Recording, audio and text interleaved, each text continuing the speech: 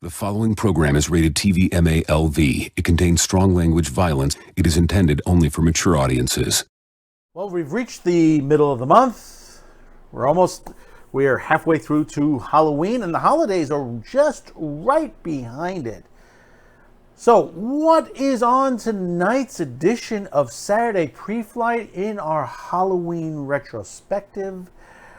Well, we took a trip around the world, and now we're back in the States, and we're going to bring you, which I say is the most definitive, one of the ultimate, the masterpiece of zombie films of all time. As good as the reboot was, still the original touts as the best of the best. And I'll tell you in this edition also, the box sets that are out, I'm going to tell you which ones you should get. You're probably going to be spending a lot of money this year on these box sets, and it's more than one. And off my video shelf this week, hey, listen, we're doing zombie flicks. Why not tout one of the least regarded films or least noted films in the zombie genre? In fact, it's part of the Blackexploitations. We've heard of Blackula, we've heard of Black Frankenstein, but did you know that there was a zombie flick of the Blaxploitation era? And we're going to look into that as well.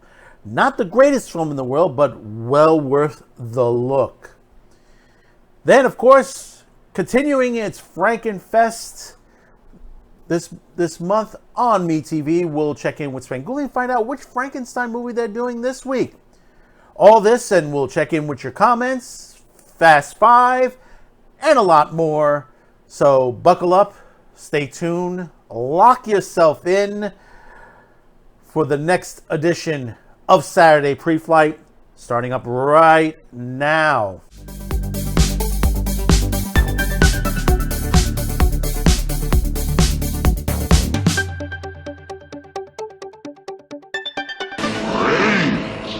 Thank you for tuning in. You know what to do. You hit that subscription, you hit that like, share, notification bell, all that great stuff. And, you know, I'm glad you're here on a Friday night.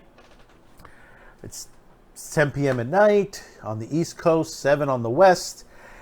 And I'll tell you, you know, when it comes to the October month, and, you know, one thing I like about some of the networks, some of the classic stations like MeTV and Turner Classics, they show a lot of great horror films. And I always tell people, always go for the classics, because those are the films that show the true artist when it comes to them. The artistry of these films are monumental to our history. It's very important that we continue to talk about these films, because basically a lot of them have been lost. Some of them have been reboots. And the thing about it is, when you have a reboot out there, what happens? The original gets lost in the shuffle. You know, I've always said, check out those films that you would not think. And tonight, we're going to go back into one of the greats. We're going to talk about one of the great directors of the zombie genre. And also, on the video shelf, like I said before, we're going to be talking about another one that people don't talk about. But before we get started, let's check out what's going on in the world on the Fast Five.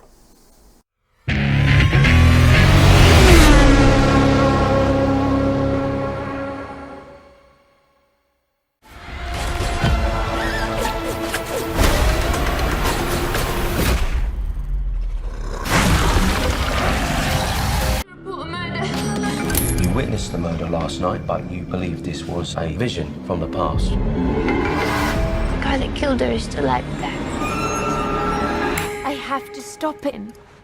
Staying on balance because of the long jab of the Russian. Brace yourself! Brace yourself! Come on! Get up! Hands up! Where? And he keeps like trying to play hide and seek with us. Where did you see him? Look! Run! Go home now!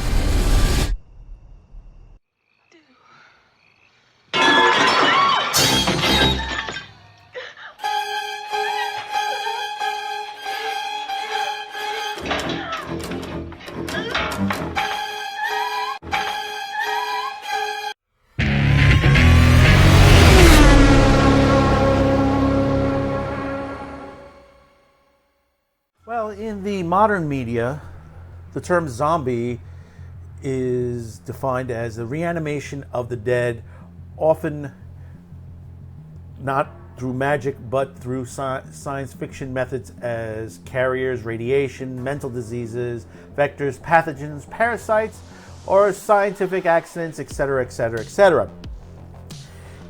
But most people don't realize that the actual term zombie is a very old word.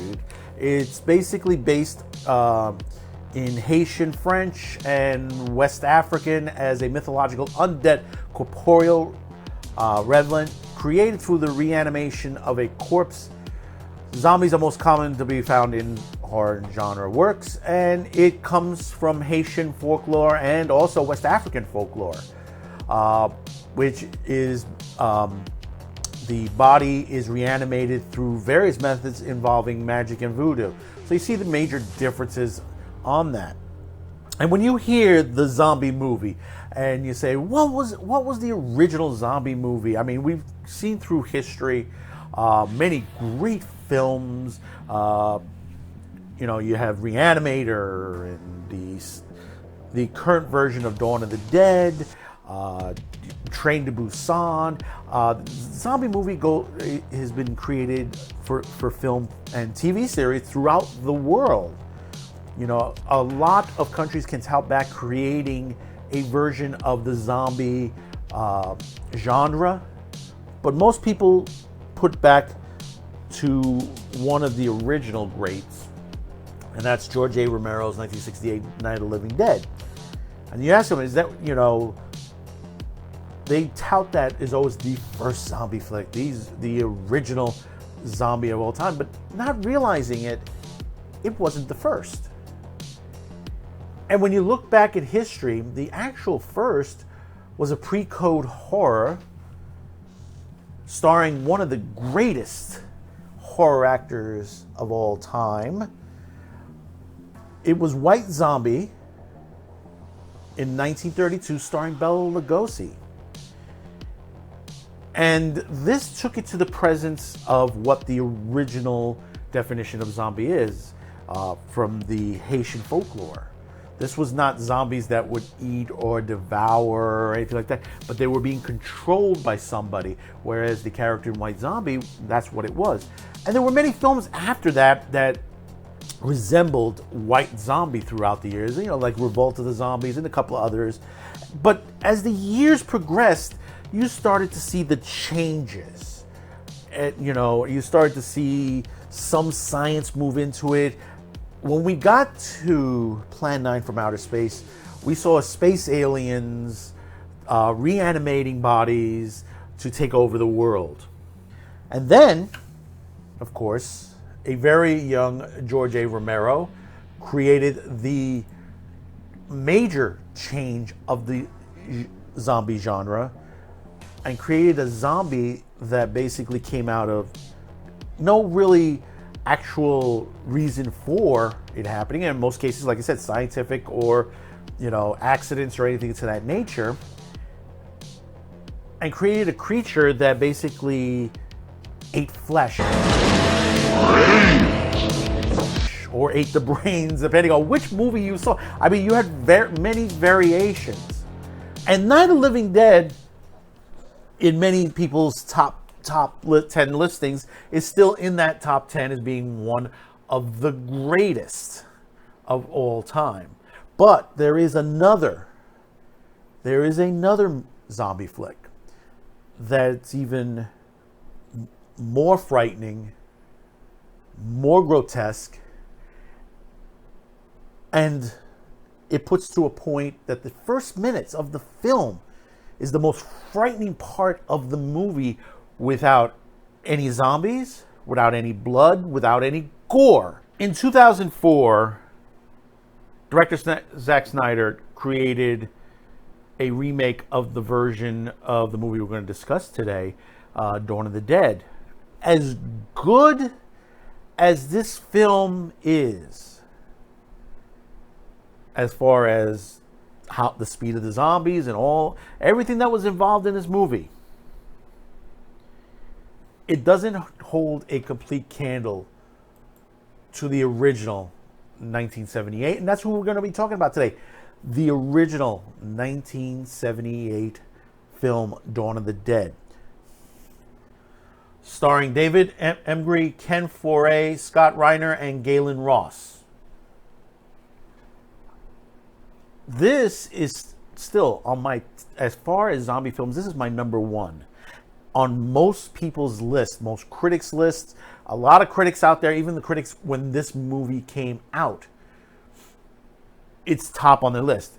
And you may ask yourself, why is it? Why, after so many years, after so many, even with the remake, even with sort of sequels to this film, Day of the Dead and many others, why is Dawn of the Dead 1978 still one of the most horrifying and brilliant masterpiece of a film that it is? Well, let's take you back to that era. When Romero created Night of the Living Dead, he thought, well, you know, he wanted to make a sequel, but he deliberately held off. And the reason is he didn't want to be stereotyped as a horror director at the time. You know, Romero was a young man at the time. You know, most people were just breaking into, when you got into the 70s, this is after the end of the Hays Code. The MPAA replaced the Hays Code. So filmmaking changed. It changed. And in the 70s, you had so many great films that came out. Some of them were very low budget. You had the Blackexploitations, the horrors, the martial art actions. There was so much going on. You go to the 70s, the 80s, the 90s. It was a renaissance of filmmaking. The problems that we had before, the chains that were holding back some of the visions of a lot of these directors have been removed. And now they were free to move on and create the things that they wanted to create. One day, George Romero was visiting a complex that was managed by a friend of his, which happens to be the Monroe Mall in Monroe, Pennsylvania, which is still standing to this day. And when he was looking through the halls and everything like that, it came to him what kind of a film he was going to direct next. Now, while this was happening, I was trying to put this together, the project came to the attention of one of the Italian greats, Dario Argento, and his brother Claudio. And with the help of Alfred Cromo, they agreed to co-finance the film in exchange for international distribution rights. And so you had the beginning of the creation of this film.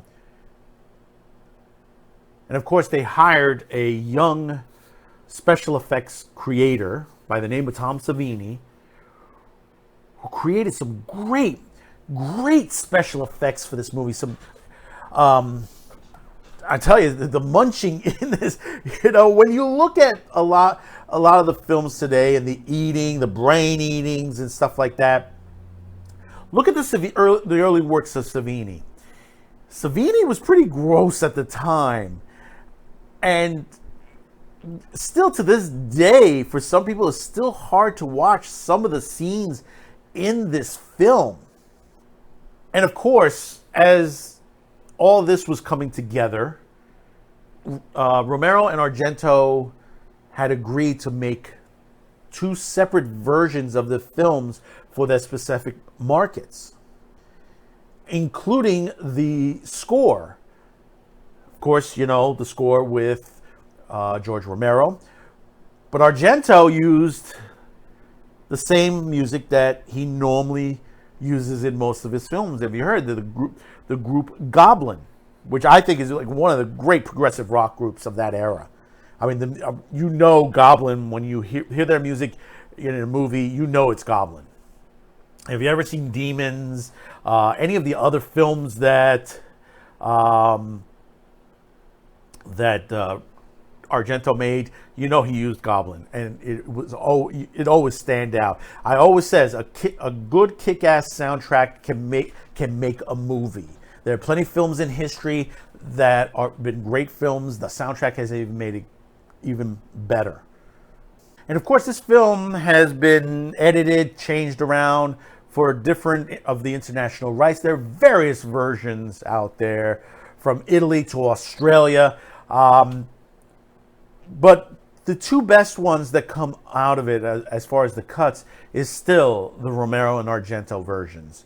And they, to this day, you can still get them to this day. A little harder to get. You have to shell out money for them.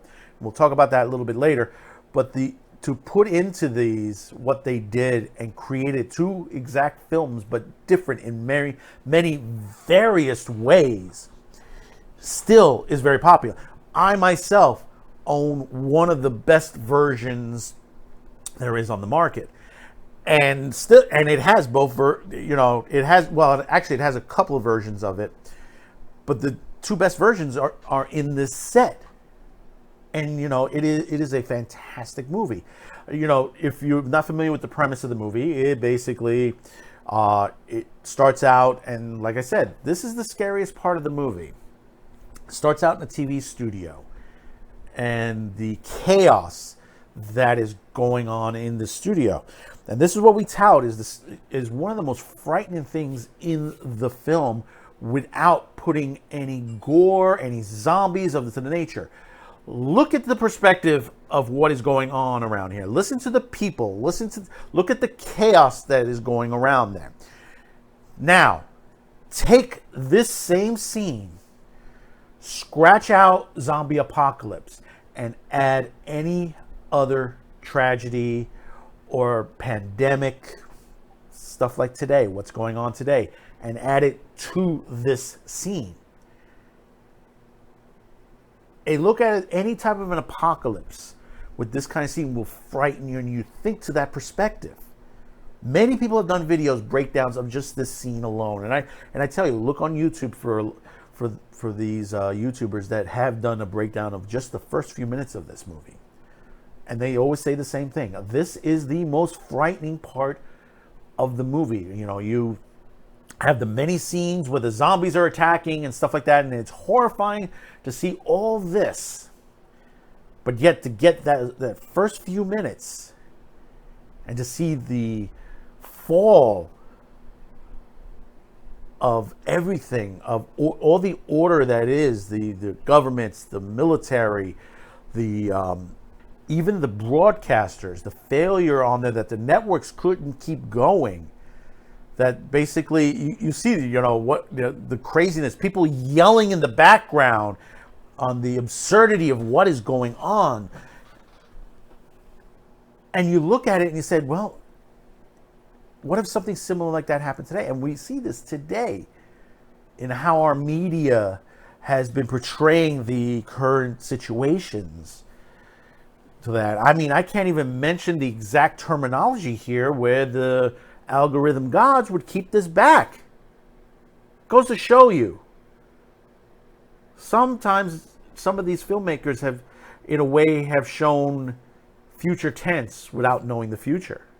They've given a lot of what ifs. Now, the main premise of the entire film itself is about a traffic reporter, Steve Andrews, and his pregnant girlfriend, Fran Parker, who are planning to steal the station's helicopter to escape the city. And across town, a friend of theirs, Roger DeMarco, him and his team are taking down a low-income housing project, which is basically mostly Black and Latino tenants are defying the martial law that was delivered the dead to the National Guard so they can be purged. They're keeping the dead there, but they're resurrecting back, and it's overtaking the entire complex. But Roger and one of his other unit members, Peter Washington, he mentions to him that he plans to leave that night on a helicopter, and he's invited to come along. So basically, you have this situation where they fly off There are segments where they had to refuel, and that's a great scene in itself, where a zombie gets his head chopped off. The top of his head chopped off.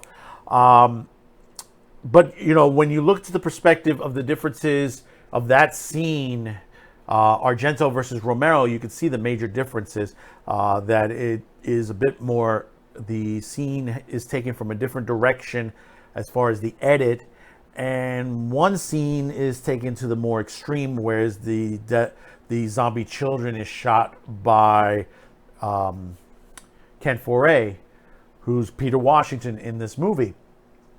But as they move on, they find a shopping mall, which happens to be the Monroeville Mall in Pennsylvania.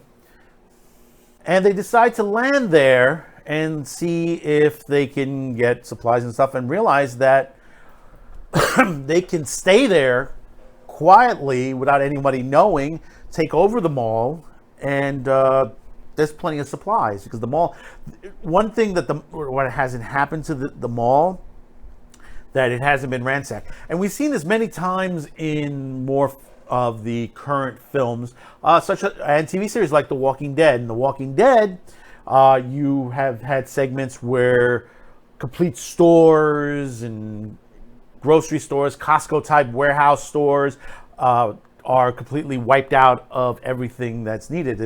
Everything is very scarce, to the point where people have to start regrowing things by hand, by creating their own gardens and farms and all this nature. Which that also touts to another series that I've mentioned before, called The Survivors, which that's not a zombie pandemic, but it is a pandemic where more than 90 to 95% of the population has died. And even though there's a small little of the population, there are people that are in the outskirts that can't move into the inner cities because of all the dead bodies and everything of nature, because of all the disease and everything like that. So they have to go back and learn to regrow things and make clothing and all of that. And you have to put that perspective in the same thing in a zombie apocalypse, that, you have to get that together. But in the case of this particular film, this mall is fully stocked to the gild with everything that they need, similar to the Zack Snyder's version. Now, here's the one great thing about this, and you yourself can take a moment and look this up on YouTube. There are many YouTubers, ones that go to shopping malls, dead malls. Also, the Daily Woo has been here as well. The Monroeville Mall is still open. It's still there. It has a statue dedicated to George Romero in there. And on occasion, and I think it's around the Halloween time, I think it's around this time of the year, they do a mall walk at night after the malls close, explaining some of the scenes. Now, note, a lot of the sections that were built, like the ice skating rink and some of the sections, have long since been taken away, rebuilt, changed over. Sections of the hallways and stuff like that have been changed, but ceiling tiles, a lot of the sections are still available, including, like, there is one section, the electric room, that is still there, which was shown in the scene, the keys to the kingdom, as they said in the movie. That's still there, and a couple other sections there. And they go through, the person who takes them through the tour explains the scenes and everything, where everything is. It's a great place to visit if you're ever in Pennsylvania, in Monroeville. This is history. This is film history.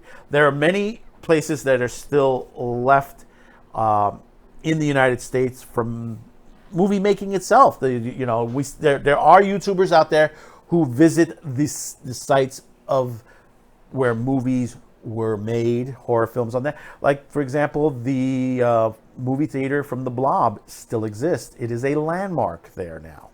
And yes, they do have horror festivals there on occasion, celebrating the movie The Blob.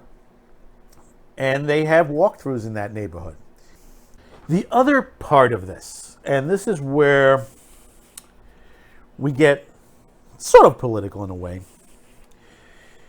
Romero made this movie in the wake of consumerism. At the time, malls were growing at this time period. You were seeing malls come out, being cleared out in every moment. Concerning that this particular mall, Monroeville, the true history behind this mall put smaller other shopping centers out of business when this one was built back in that time. Back when this movie was made, Monroeville Mall was fairly new. There were not too many. There were smaller mall sections and shopping centers around it, and those shopping centers, because of this mall, went out of business because of that. Because it caused everybody to go there. And this is in a way what George Romero was trying to produce, that the consumerism, that we're drawn to it daily. We shop. And you see this today. Amazon and all these other companies online that we're always constantly buying. Throughout the film itself, we see that the survivors get comfortable in what they do. And they rob a bank at one point, take money up. There's a gun shop there. They arm themselves. They have fun. There's video games. There's so much to do in this mall, and they're very comfortable. And then a nomadic biker gang shows up and breaks down the barriers they put up to keep the dead out and break into the mall. And Steven gets to the point where he's like, this is our mall. This belongs all to... And you see how the situations where Steven just becomes, bent on trying to stop this motorcycle gang to the point where basically he ends up getting killed by zombies and becomes a zombie in himself. And that's where everything starts to finally collapse completely. I mean, the last segment of this movie is just over the top Tom Savini style. Even though this is early in his career, wow, you got to say to yourself, man, he really put it into this. I mean, you see the guts, the blood, the gore. I mean, just real intense. I mean, you see some of this stuff today. Touting to the rip apart scene in Shaun of the Dead, where the guy gets ripped apart. Some of the gore scenes out of Train to Busan. The brain eating in Return of the Living Dead. Just another great film. That's number 2 on my list. I mean, we could go through the entire history of zombies, picking out which are the most grotesque scenes, all there. But when you look at this version, I don't think anybody has come close to this. I mean, some of the, we've gotten better in special effects in years past this movie. I mean, we've done our best on there. But I think Savini was at his height in the 70s when he created this movie. I mean, he did this and a couple of other films that were just, there's a head explosion scene in the movie Maniac, which was fantastic. If you've never seen that is such a fantastic scene to be shot. You think to the perspective of this. I mean, special effects throughout the years in horror films. I mean, touting Rick Baker's special effects in the American Werewolf in London are phenomenal. They're fantastically done. Now, there are multiple versions of this, as I said. You have the American, the Italian on there. Originally, and most people don't realize this, there was a darker ending to this film. If you're familiar with the ending of the movie, after Steven dies, basically Fran is told to go to the helicopter and take off and leave as Ken Foree, who's Peter Washington in this, decides to stay behind and wants to commit suicide, but changes his mind and goes and flies off with pregnant Fran. In the original ending that they wanted to do, the alternate ending, they were both supposed to die at the end. The original screenplay ending was that Peter and Fran were going to kill themselves. Peter, of course, obviously was going to shoot himself, and Fran was going to stick her head in the path of the rotating helicopter blades. The ending credits would roll at this point, and it'll be running over a shot of the helicopter as the engine winds down, meaning that the gas would have run out at this point, and even if they were able to escape, they wouldn't have gotten far on the helicopter because they would have ran out of gas. But they decided not to go with this ending and go with the current ending of the film. Now, there are test photographs of the helicopter cutoff point, but they never used it. Instead, they took the Fran head, and you have to look carefully. They used it in another scene. They used it in the early scene where they blew a head apart of a man. They changed the color, changed the look a little bit, but it was the prosthesis that they were going to use for the cutoff point, but they used it to, Savini used it to blow a head completely off. So in a way, we were foreshadowing it from the earlier scene where the zombie got cut off, the top of his head cut off by the helicopter blades. So foreshadowing that situation. But those scenes weren't shot, other than what you've seen today in today's versions, where Peter holds the gun to his head, but then changes his mind and does that. There's that. If you're watching the American version, they have that ta-ta-da-da, where he starts beating up zombies trying to get to the stair, to the ladder, and to the helicopter. Now, as I said before, there are several sets that are available out there. They are hard to get. I mean, you can get them, but you're going to shell out cash. That's the only one part of it. One of the reasons why is the current owner of Dawn of the Dead. The distribution rights have been an issue. This is why you don't, with the exception of this social media platform, which you could see it, one of the older versions of this film. And of course, the issues of Night of the Living Dead, which is in public domain, well, partially in domain now. The 4K version, I believe that's out. The older versions are still public domain. There was a man named Richard Rubenstein who basically was one of the people that secured the rights, helped with the rights with the funding for the Dawn of the Dead. The rights are basically in his hands, from what I understand. He's the co-founder of Laurel Entertainment, which will be eventually later on become part of Spelling Entertainment Group, which eventually becomes Viacom. See what I'm getting here. Now, over the years, there have been Blu-rays and DVDs of this. Some of them good, some of them awful, some of them classic. Now, the problem was that supposedly Rubenstein wanted to do a 3D conversion of the movie, which basically was shown to Romero prior to his death, and they wanted to pump money into this. And supposedly, Rubenstein had sunk in about $6 million into projects, and he wanted to make this money back.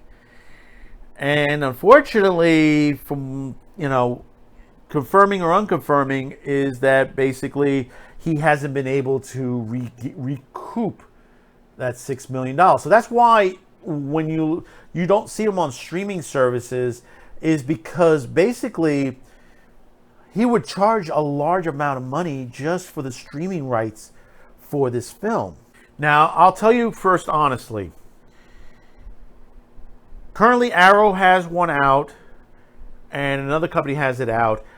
As good as OW is, it's not the greatest on there because of the prints they use, supposedly. I mean, it's decent on there. The Blu-ray version, stay away from. I own the Ultimate Edition. Ultimate Edition happens to be one of the best out there. It was done by Anchor Bay. Now, the cut in here is, there are several cuts of this movie. And Anchor Bay went the extra mile on this. It features the 137-minute Cannes Film Festival cut, which was really, really good on that. Now, there is a total of 3 cuts to this film on this set. The theatrical cut, the extended cut, and the Dario Argento European edit, which are all fantastic, presented in the widescreen aspect ratios for 16:9 sets. In simple terms, you can watch this on your set today.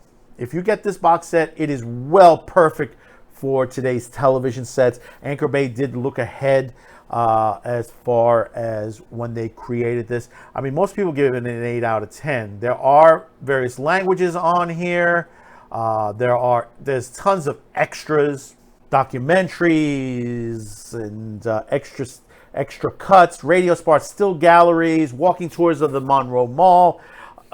This is one of the greatest box sets out there. It is hard to get. You can find it out there if you look very carefully. I've seen it as low as $60 and as high as $200, depending on where you go. And also the condition of the product itself. I mean, you can get a pre-owned for lower the price, but it's buyers beware on anything that's used as far as this particular edition.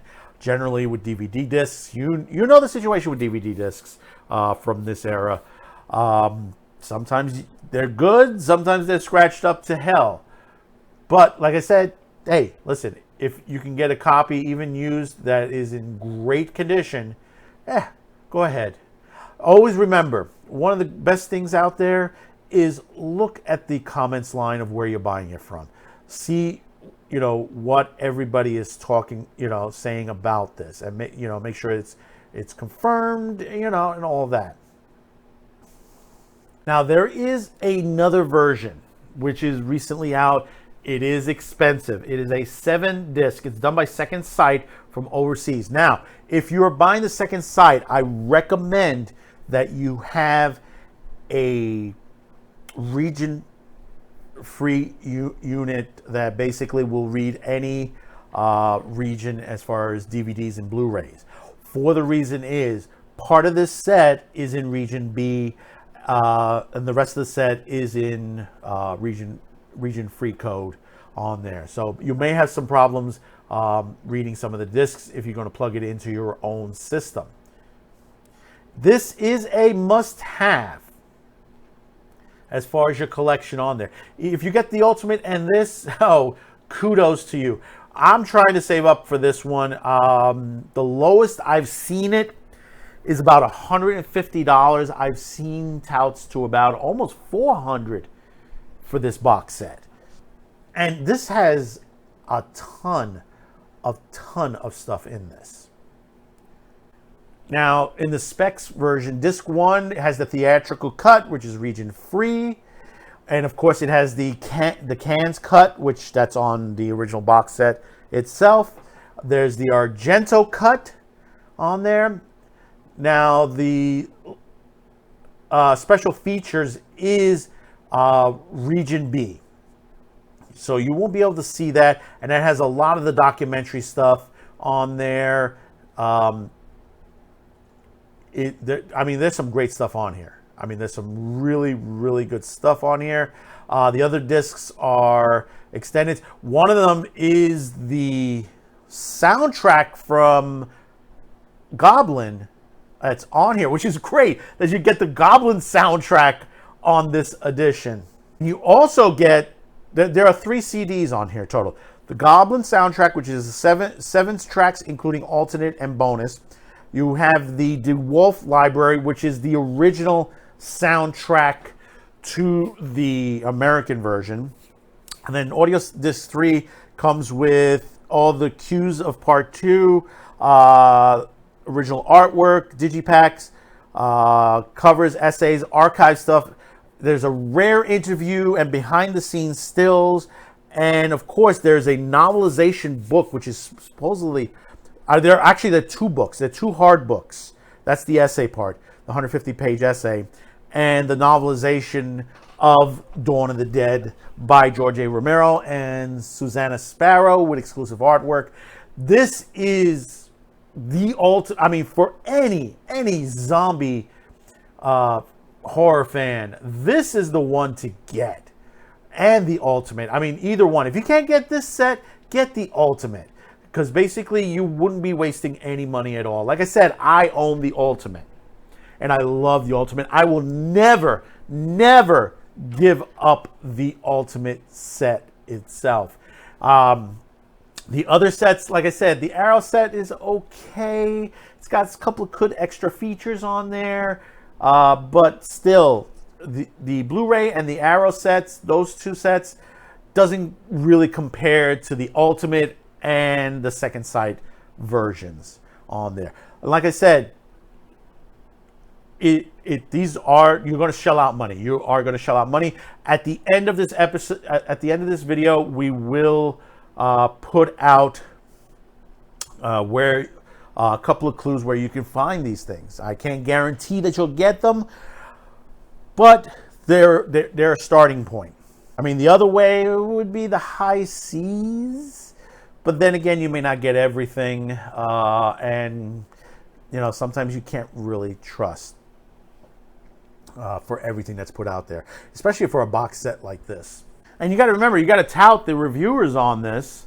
Even Roger Ebert, he said this. Everybody hates to miss a sale at Penny's. You got just a glimpse there of the terrifying nature of the zombies because, frankly, on television, we can't show you how really violent and really bloody this film is.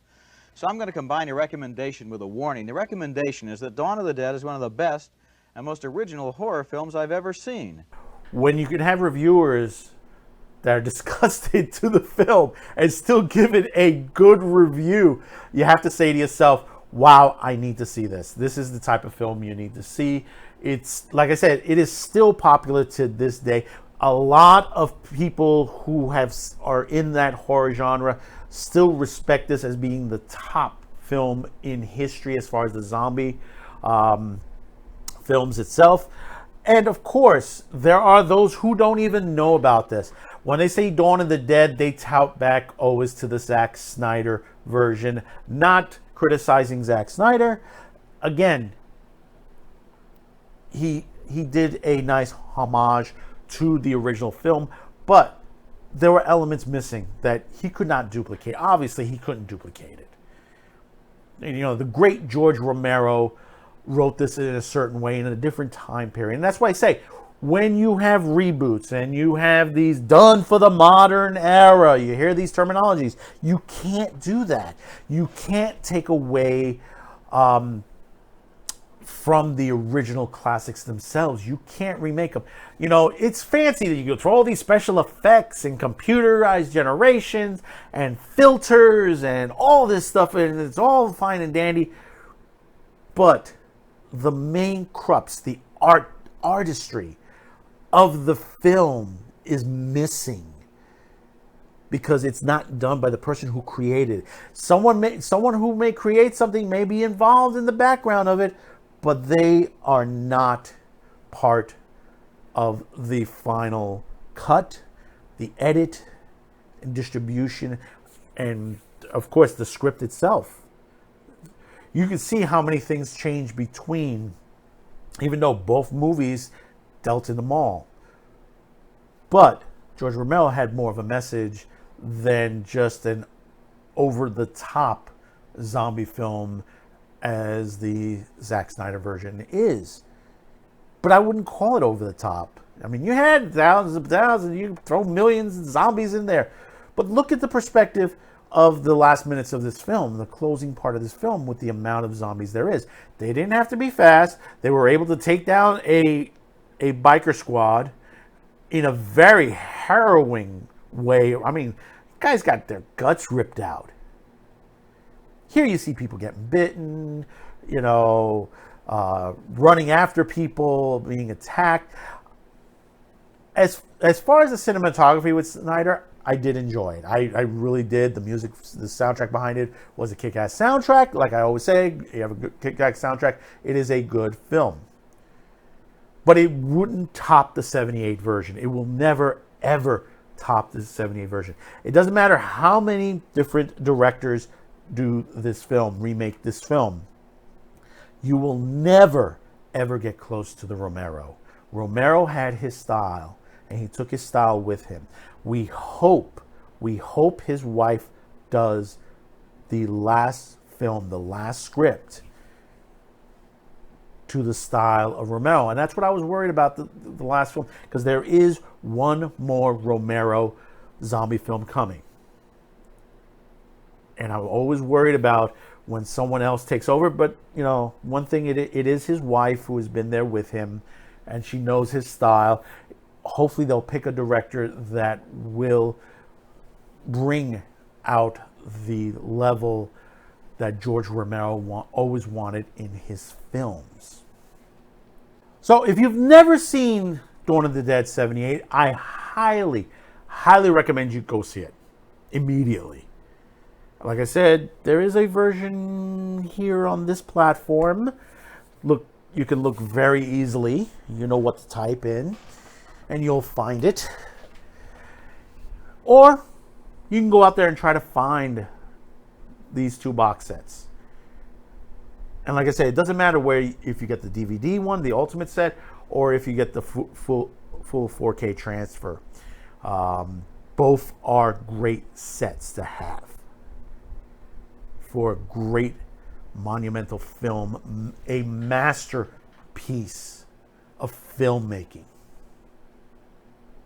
And and like I said at the beginning, to think how this all started by a Bela Lugosi movie back at the pre-code era, and the changes that happened, and the changes that Romero made changed the entire genre.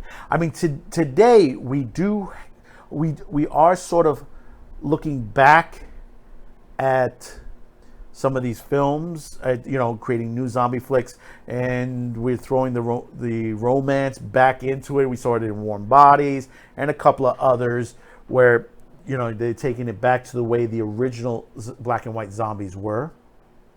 And of course, we have the comedic versions of zombies like Shaun of the Dead and a couple of others.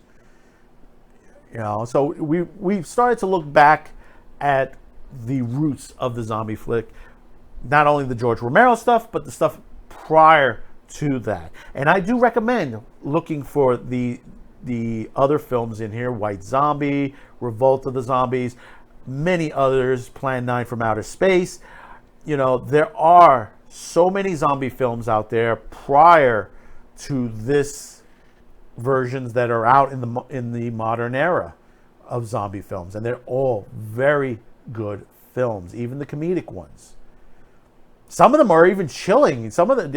There are scenes in the original black and white stuff that's a bit chilling. I mean, looking at freaking Lugosi cupping his hands in the string. I mean, they, in another movie which he wasn't in, another zombie film that Lugosi was in, but they used his eyes from White Zombie in there in some of the scenery.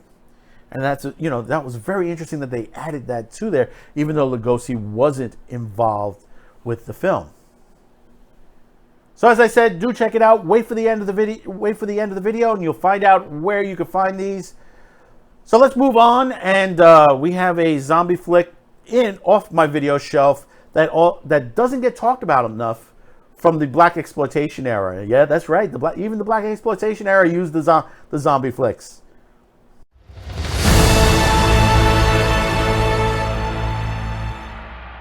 Well, off my video shelf this week, I bring to you a zombie horror film that's not really talked about. And most people don't even know. Everyone's heard of the 1972 Blackula and the 73 Scream Blackula Scream and Black Frankenstein. But did you know that the same companies that put this out, most people didn't know that even the zombie flick got a Blaxploitation film. This is directed by Paul Maslansky. Now, if you're not familiar with Paul Maslansky, if you know the Police Academy movies, that was his. He was also known for that and a couple of other horror films that when he worked for American International Pictures. This is not to be confused with the Wesley Snipes movie. This is the 1974 movie Sugar Hill, starring Marky Bay, Robert Quarry. Now, if you're familiar with horror films, the great classics, Count Yorga and Dr. Phoebus Rides Again, Robert was in those movies as well. You also had Don Pedro Colley, who was also, he was Gideon on Daniel Boone, and he was in Beneath the Planet of the Apes and in George Lucas's THX 1138. Richard Lawson, who was best known, he was in the 1982 Poltergeist, and he played Dr. Ben Taylor in the 1983 miniseries V. The late Sarah Frances Cully, who was Mama Jefferson on The Jeffersons, and she's done many other things on there. And the recently departed Charles Robinson, who was also on the Night Court TV series as well.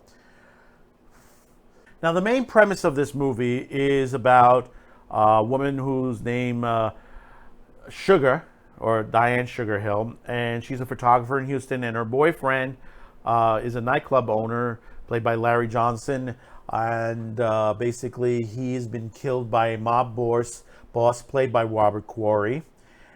And after his death, Sugar goes to get the help from a voodoo queen played by Zara Cully.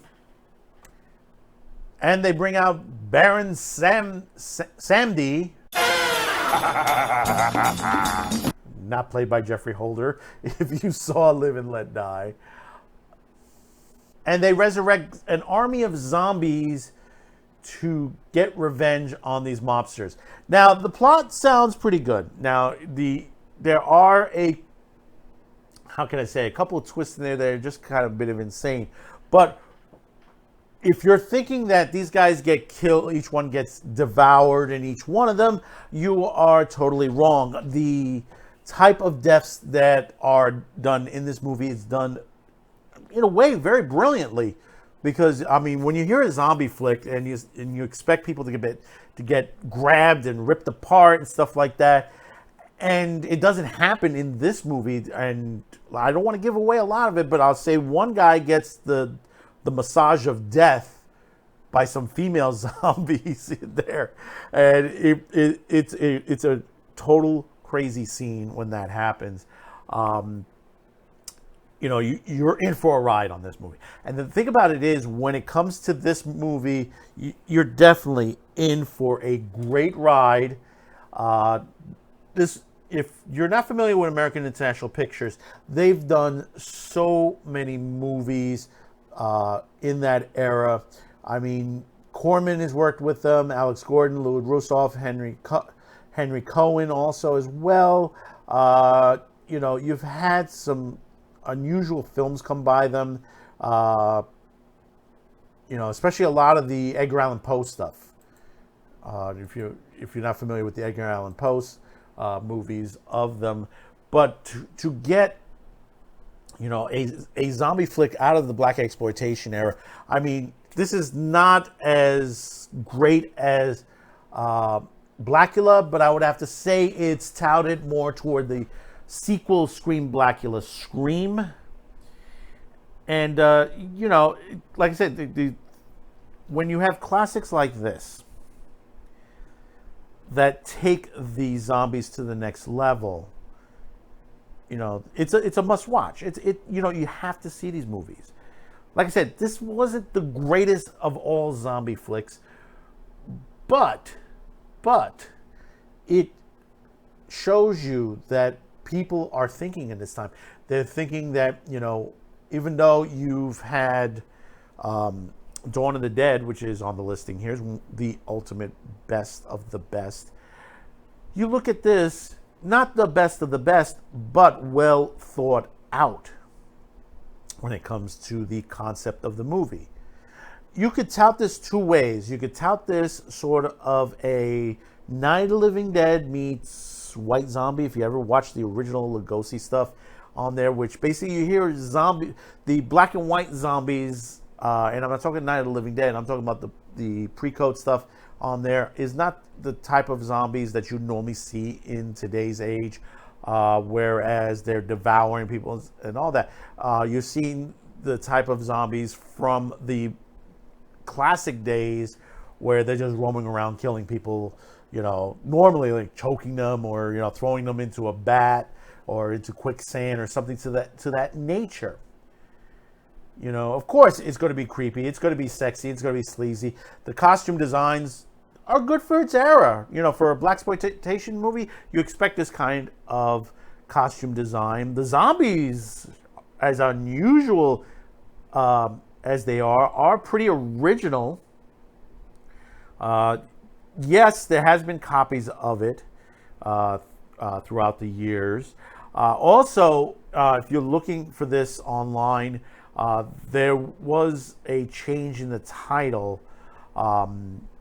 Some versions are listed as Sugar Hill or Sugar Hill 74. Others are listed as the Zombies of Sugar Hill.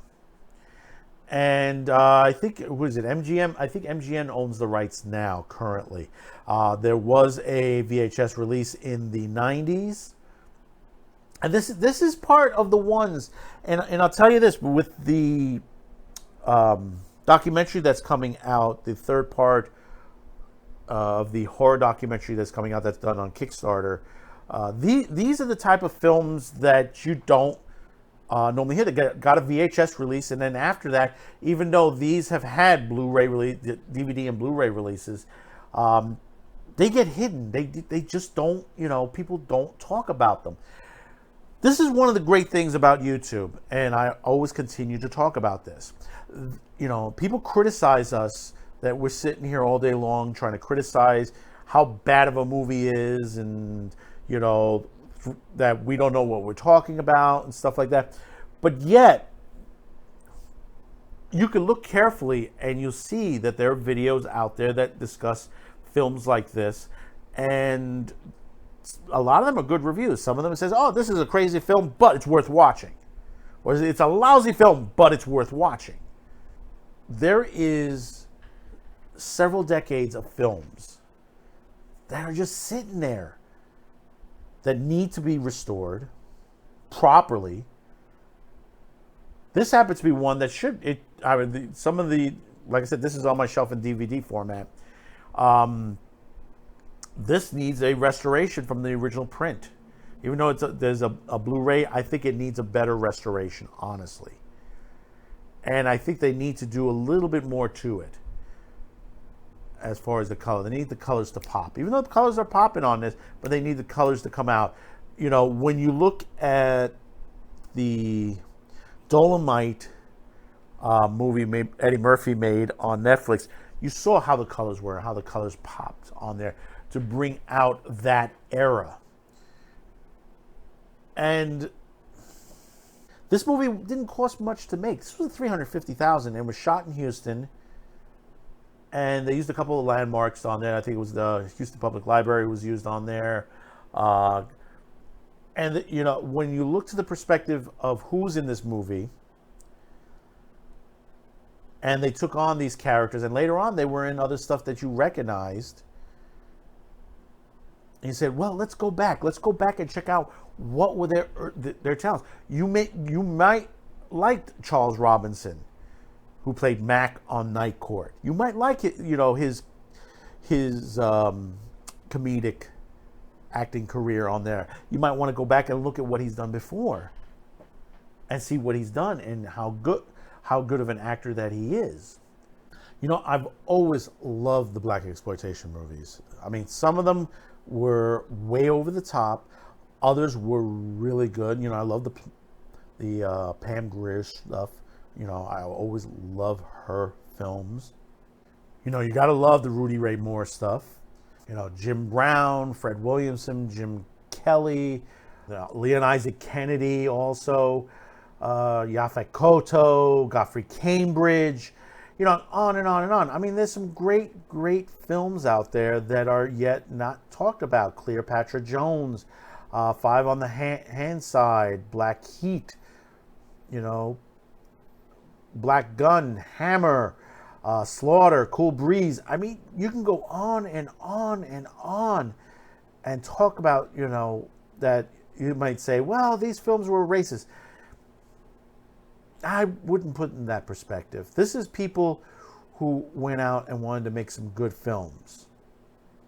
And like I said, if you go back to Rudy Ray Moore and you look at the Eddie Murphy, you know, he wanted to make, Rudy Ray Moore wanted to make movies that black people were in. It didn't have to be, you know, Academy Award winning films. You know, we were making movies in that era that were way over the top. It did not include from the black community, the Hispanic community, the Asian community. I mean, you tout back to all the Shaw Brothers stuff, how over the top the Shaw Brother movies were, and not only the martial arts and some of the horrors that they made as well. You know, there are a lot of films. When I was working in the industry, from the duplication end and the VHS end, I saw some crazy stuff and you would never believe. And some of that stuff has been put away. A lot of people, they come to me and they ask me, you know, friends of mine, for example, the Fred Williamson movie, The Legend of N. Charlie. You know what I mean by N. You know, I've had some friends of mine ask me about that film. Is it out? Can I get it? Where can I watch it? You know, because they want to see it. A lot of this is history of film. Whether you agree with it or disagree with it, you have to look to the perspective that these are artistic expressions by these directors and actors. And sometimes they're satirized today. You know, there are some films out there, tout back all the way, I'm Gonna Get You Sucker, which is a homage to the original 70s Blaxploitation films. And then, of course, The Great Black Dynamite as well. You know, you have those films that people still do enjoy. People are still asking for a sequel for Black Dynamite. Even though they did an animated series for Adult Swim, and they were trying to crowdfund a Western type version of Black Dynamite. I don't know what happened with that. Maybe they didn't get the money up or whatever, or it's being held back. But you look to the perspective of, you know, especially like the 60s and 70s. Like I said, the Hays Code era was ending. We were going into the MPAA. These are the films that were coming out in the era. And then you go into the 80s. Look at all the horror films into the 80s and into the 90s. Now, look at today. What are they doing today as horror films? You do have some horror films out there that are decent. Low budgets and pretty good. But also, they're rebooting everything. You know, you've seen it, Friday the 13th, Nightmare on Elm Street. I'm surprised they haven't touched Poltergeist yet. You're seeing a lot of films on there. Not criticizing, and we talked about Dawn of the Dead in this episode. As good as the Snyder Dawn of the Dead film was, it still doesn't hold a candle to the original Dawn of the Dead. You might get mad on that, and you say, well, no, there were fast zombies. Look at it from and I said this before, look at it from a political point of view. The first minutes of it. Take out the zombies and add anything that's going on. Add COVID instead of zombies. and see how it unravels to you those first minutes in that newsroom. Think about that for a minute.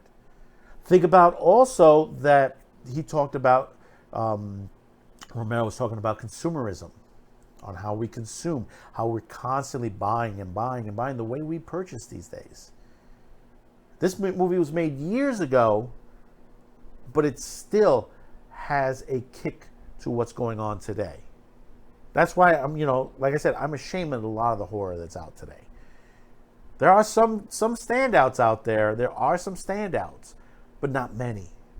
We need to get back to the way we were. Even if we make some low budget, crappy horror films, which there are some out there. There are some out there here on YouTube that have gotten some of the people that have worked on it some major productions. We need to start doing this again. Make these low budget stuff. Don't spend much on it. And people will enjoy these. If you could get a great concept that's original, that's different from everything else. This is why Asia does well with their horror films. Sometimes they're able to repeat themselves a little bit, but they're able to take it to the next level.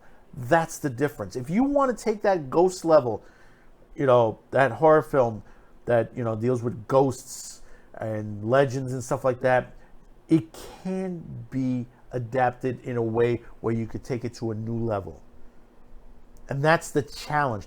That's the challenge, where you could take a story and rotate it on its head and get something else out of it. This is why Squid Game is doing very well on Netflix. This is why it's doing.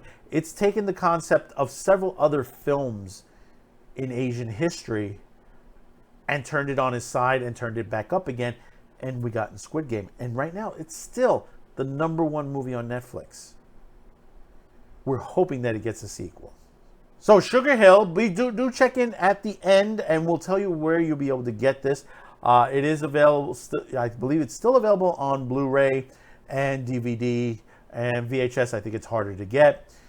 So do tune in at the end, and we'll let you know where you can get that. And it wouldn't cost too much on there. They don't charge high. I think the Blu-ray, is the one you'll pay the most for. So that's what's on my video shelf this week.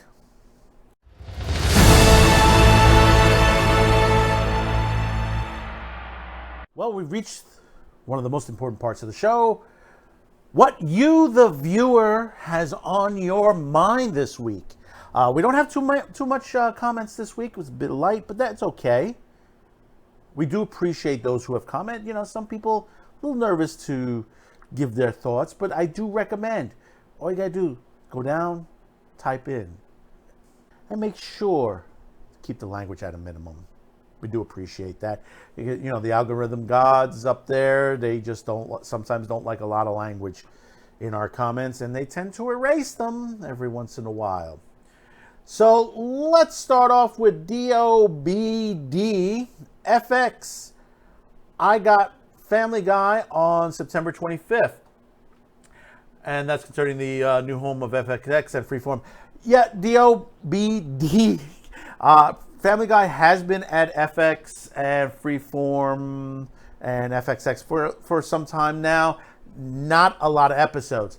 Now that basically with the full move, if you didn't watch the video, with the full move away from Adult Swim and other networks, and that they're in control within the Disney family, more episodes will be available. It's similar to The Simpsons. You've seen that stuff where they do all the Simpsons episodes all at one time.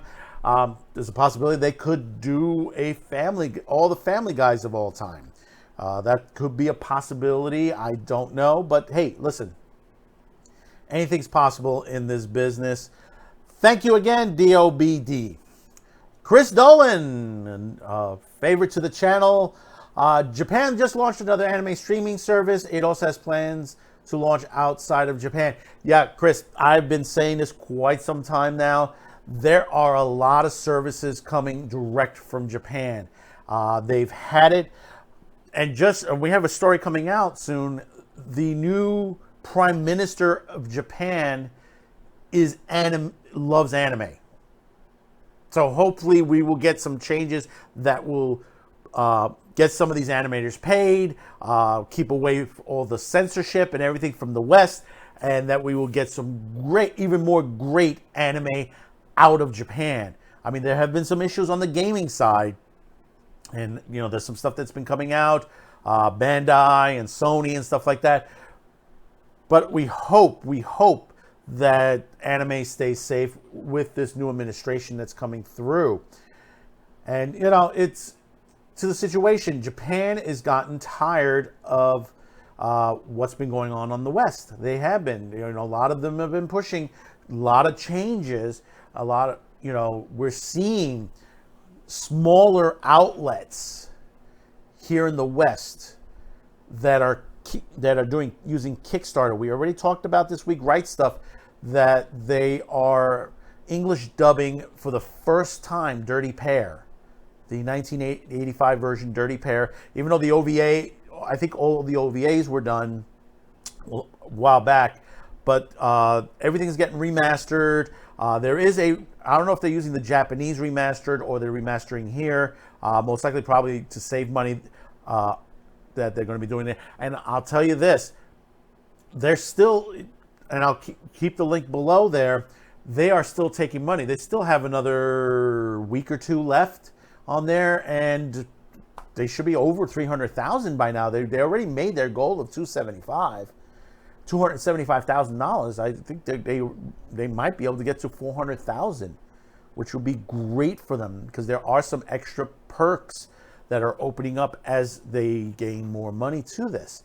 But like I said, small companies like Right Stuff, these are the companies to look at here in the West that have more respect for the anime than Sony and Funimations and Crunchyroll, because you've already seen what's going on with those big companies. We don't want those big companies touching these iconic shows. And most of them don't even want to touch those iconic shows. They think, nobody will watch them.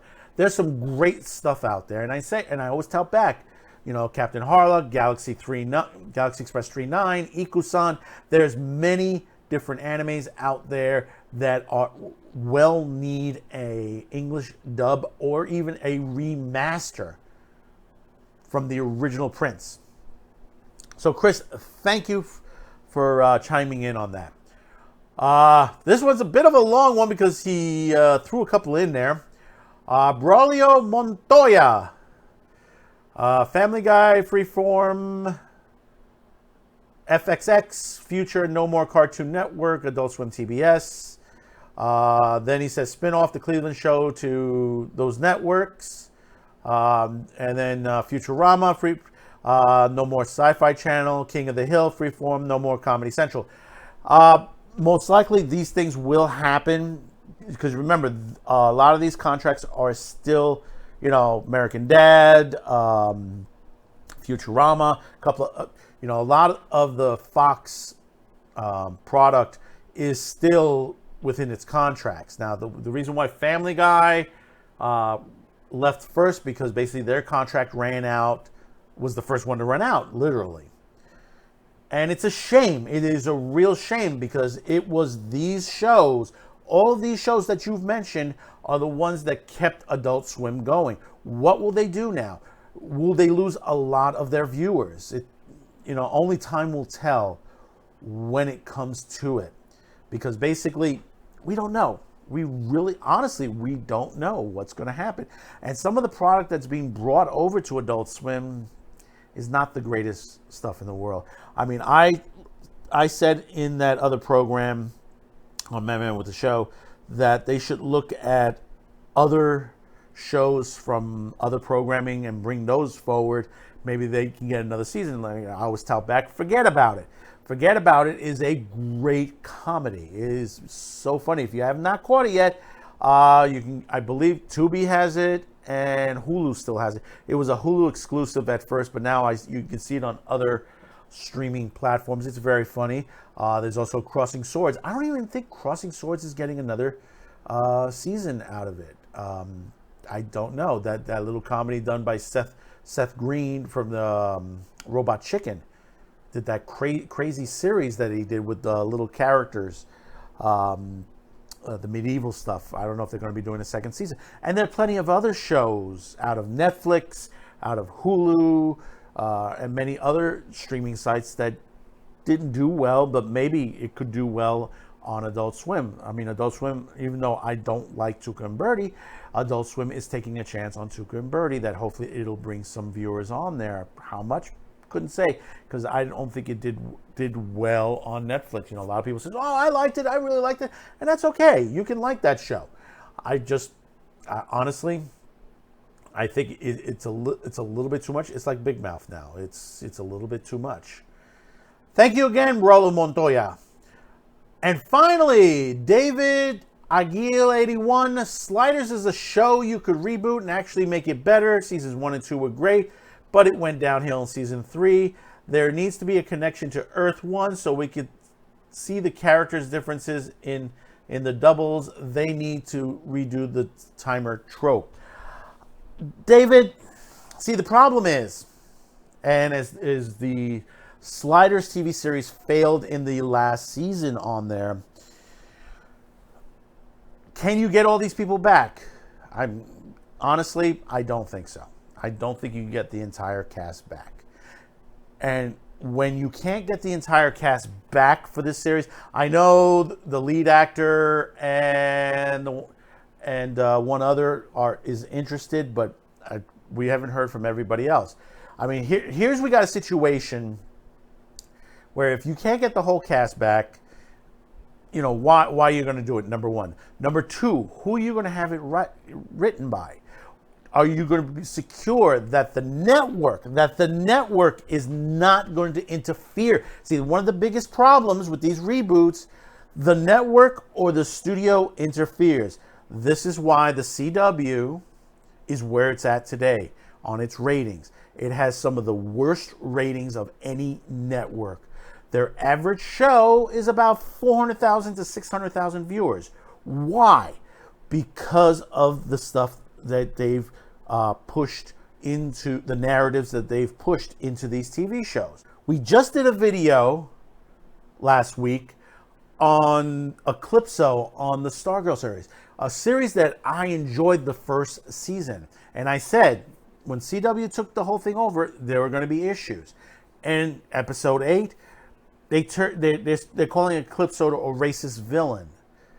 He's not racist. He's evil. He's pure evil, which I believe the episode after that kind of hinted on. It's like it's evil beyond evil, you know. But the thing about it is, why did they add the racist part of it when they already had the part where they put doubt on the character that her parents were separating and Eclipso used that against her?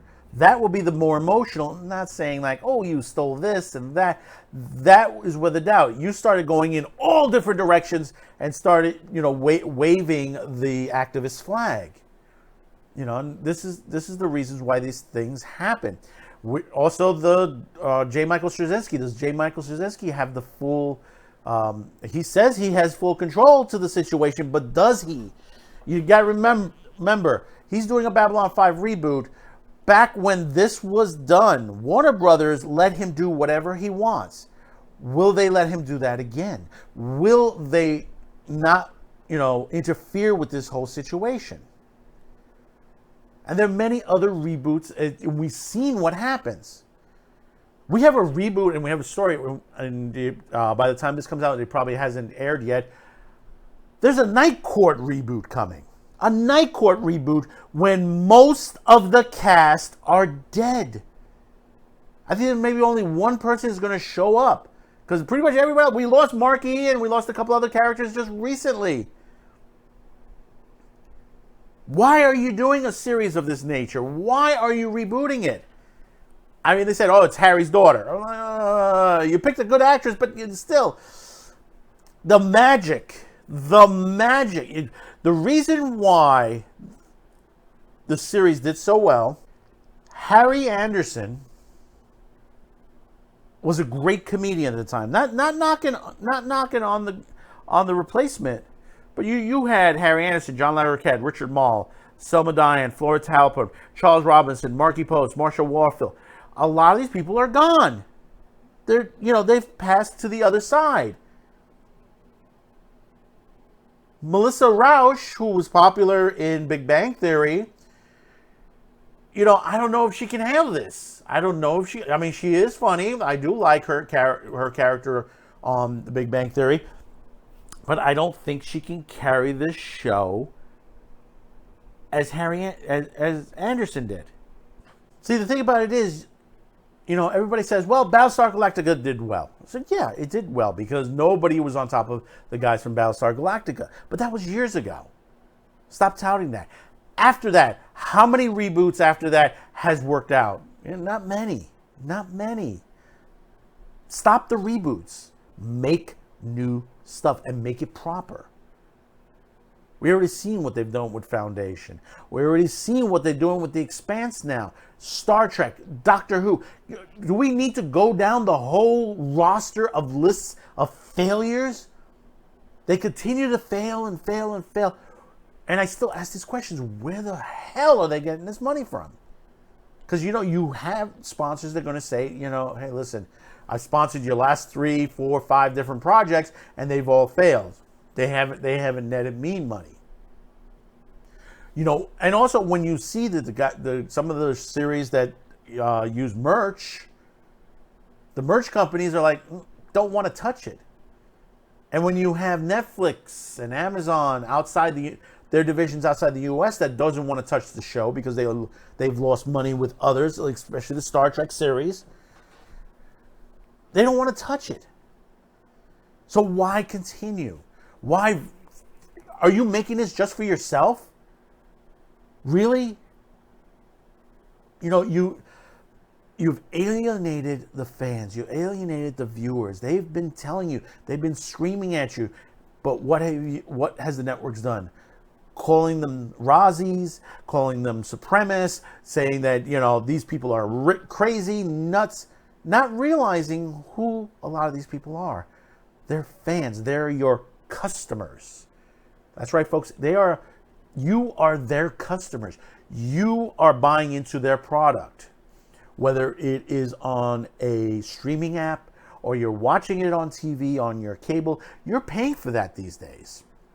Unless you have an antenna, but still, nonetheless, you're still paying for this. And you buy the products that advertise on these shows. And I mentioned this before, and I don't like saying, because people lose their jobs this way, that we need to close our wallets. If these things continue to happen, and we've seen what Disney did recently with the 50th anniversary, that was just a cash grab.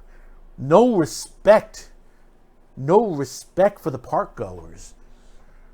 All they were getting was, people were buying stuff left and right on there, but it was a cash grab. There was no respect, no big celebrities, no one from the past to sing it. You didn't have an Elton John or anybody else to come to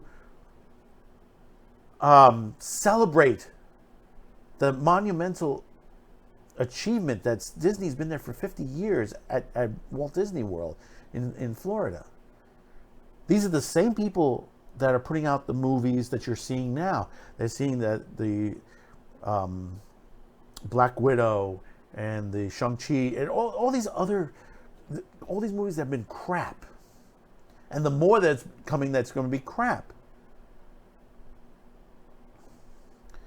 So thank you again, David. And thank you for all of those. I know this was a short week for comments. But yeah, this happens every once in a while this time of the year. But we expect a lot more. And you may ask yourself, how can I join in on the conversation? Very easy. Just go right down below me, below the screen, down to the comments line, type away, keep the language to a minimum. And thank you for coming, and thank you for commenting, and have a good day. But no, seriously, that's all you have to do. And that also goes to our viewers on Odyssey and BitChute. Go right ahead, comment. I like to hear what's on your mind. What's on your mind? It doesn't have to be that particular subject that you click onto. You might find something that you might found interesting. You might found a DVD that most people haven't heard of, a movie, a book, comment on it. That's okay. We like to discuss these things. These are the things. That's why this show is taking a trip back to the classics.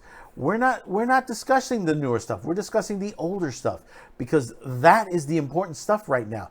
People are pushing, the large corporations want you to forget all that older stuff. They want you to, I've been calling this Hays Code 2.0. And the reason why is because they are doing some of the similar stuff that they were doing decades ago after the pre-code era, censoring a lot of great movies. Even though we had a lot of great movies in the 30s and the 40s and the 50s and the 60s, but once we got out of the Hays Code, you saw the type of movies, and especially tonight, you saw Dawn of the Dead, one of the greatest iconic zombie flicks of all time. The first few minutes scares you. And there's no zombies, there's no gore, nothing. You have to take that, like I said in my earlier comment, you got to take that perspective and plant that today and change and minus out the zombies, and you could put in anything else in there and replace it. And think about that for a minute. Think about what we've been through in the past year.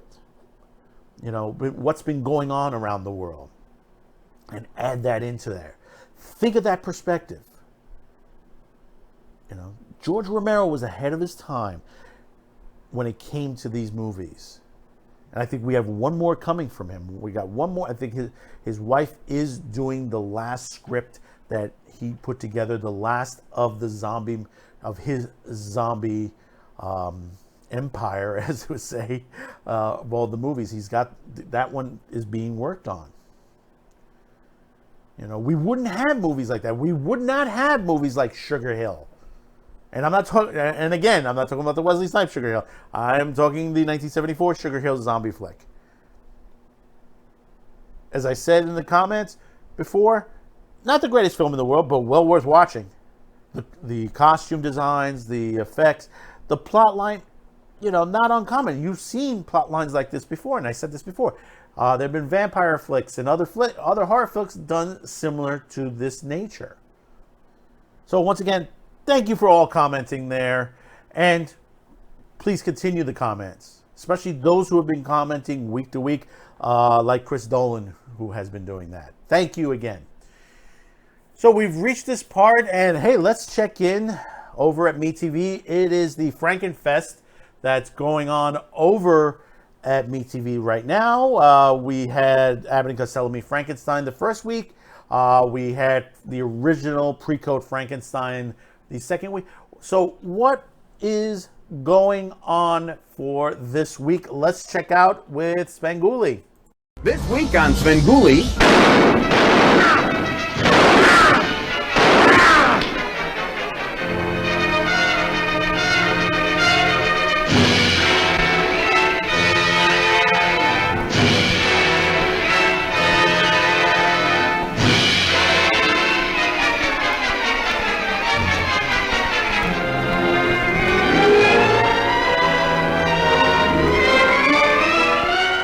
Saturday night on Metv. That's right, folks. Son of Frankenstein, the 1939 horror directed by Roland V. Lee, starring Boris Karloff, Bela Lugosi, Lionel Atwill, Basil Rathbone, Donnie Dugan, and Josephine Hutcherson. It is a really good movie. I mean, one thing about Son of Frankenstein, not too many people talk about. They always talk back when they say Frankenstein, they go back to the Abbott and Costello, they go back to the 3031 Frankenstein, or Frankenstein versus the Wolfman. A lot of people don't talk about Son of Frankenstein, and this happens to be a good one. It is a good one. It's well worth the watch. If you have never caught this, I mean, hey, it's the third of the films in the Frankenstein series, and I tell you, it is a good cast, especially when you get Basil Rathbone in a movie, in a horror film. You get Basil Rathbone, you know it is going to be, and he's done a bunch of horror films in his time period on there. And I'll tell you, the one thing that needs a full restoration is Son of Frankenstein, even though they've restored it a couple of times, but I think it needs a proper restoration, like a Criterion collection of it.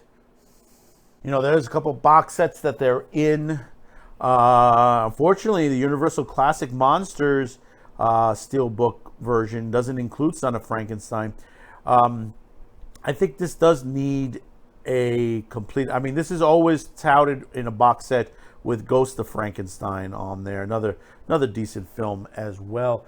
But like I said, it needs a full restoration. And one thing about the older films, black and white films on there, these have a better look as far as quality if they're done in a HD or 4K restoration. I mean, their detail is done very well. I mean, people like Criterion, who does, you know, these older films, that they're sitting there scrubbing these scenes properly, and that you've seen some of these 4K. Psycho happens to be one of them. They're a very good restoration of there. So, 8 p.m. Eastern on your local MeTV channel. Sven, you may ask yourself, if I don't have MeTV, where in the world I can get Svengoolie? You can check on MeTV.com. And to find out what cable system or over the airwaves on an antenna, and do check in with Antenna Man on YouTube, where he's able to give you advice on how to capture these channels on your TV via the airwaves, since the FCC changes of the compression of all these channels due to the sail off of the frequencies to the cellular networks. So basically everybody's sitting on each other, so sometimes you may not get your MeTV on the proper frequency, and sometimes a change of an antenna or change of position of an antenna should be able to help. But do check with him, Antenna Man, on YouTube. He gives great advice and tells you what is going on as far as over the airwaves on broadcast television and radio. So we're down to the end of this episode of Saturday Pre-Flight. Next week, we will still stay in the zombie genre, and we're going to take a trip back overseas again. And we're going to take a trip over to Spain, to one of the greats of the Spanish horror genre. And we're going to look at not one, not two, not three, but 4 of his movies, which will also be off my video shelf as well. These are great films. They don't really connect to each other, but the classification of zombies are similar. And let's take a quick look at what I mean.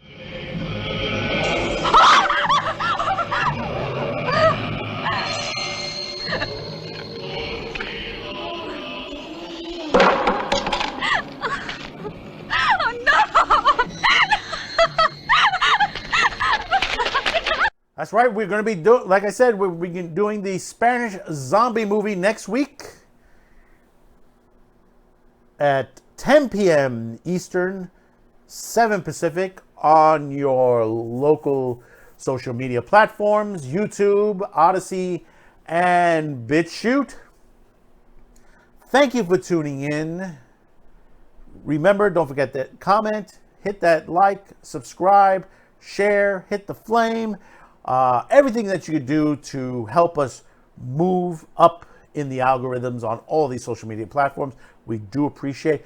Do stay tuned at the end as we give you the listings of some of the movies we talked about on this episode. We'll tell you where you can get them, the best places, and in some cases of the Dawn of the Dead, you're going to be shelling out some good money, because as I mentioned before, they're hard to get because of certain issues. So until next time, thank you for tuning in. Your tray tables are in its upright position. We're clear to depart the aircraft. Until next week, we'll see you at the boarding gate. Thank you for tuning in, and bye-bye now.